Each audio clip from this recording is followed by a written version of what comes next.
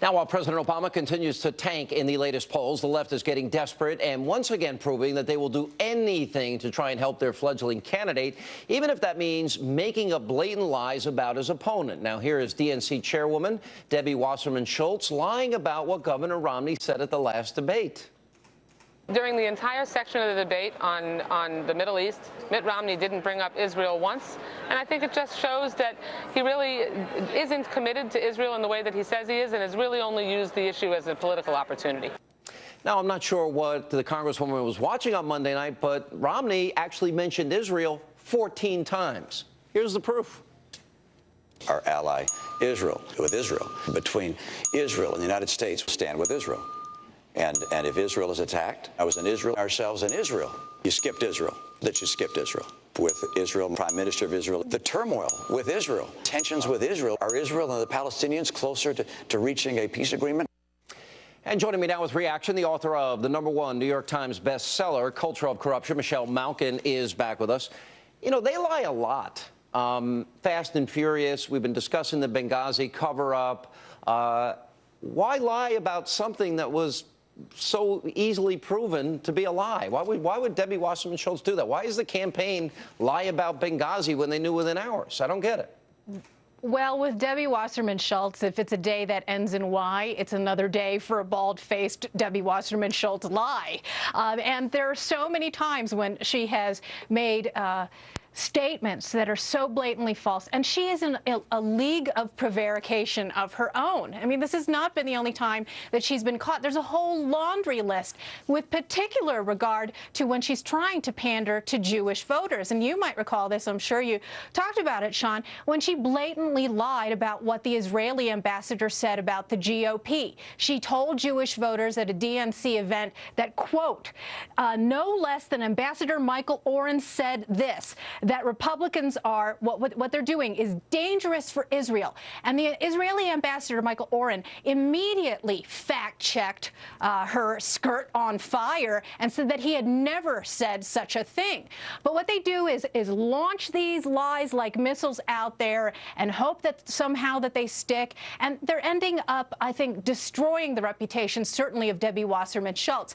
You know, there was some sort of internal memo from the Democrats that said that Debbie Wasserman Schultz was the least effective surrogate for Obama, and yet there she is day after day. Well, it's gold for us, I think. Well, they pulled her off a lot of these TV shows because every time she'd go on, she'd get in trouble.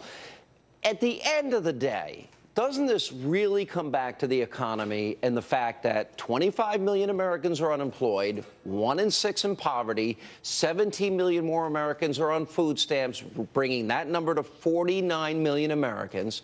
And, of course, we can go back and look at the president, said he'd cut the deficit in half in his first term. But, and by the way, we can remind people what he said about it. This is what he said about President Bush.